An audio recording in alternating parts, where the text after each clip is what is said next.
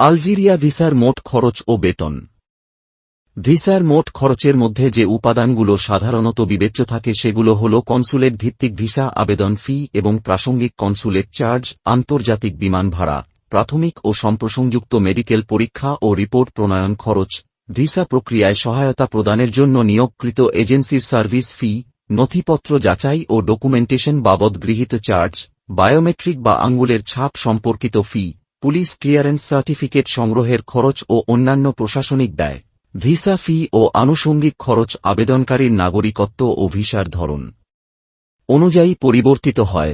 সর্বমোট আনুমানিক খরচ ৩ থেকে ৫ লক্ষ টাকা হতে পারে। কর্মবিশেষে বেতন কাঠামো ভিন্ন হয়।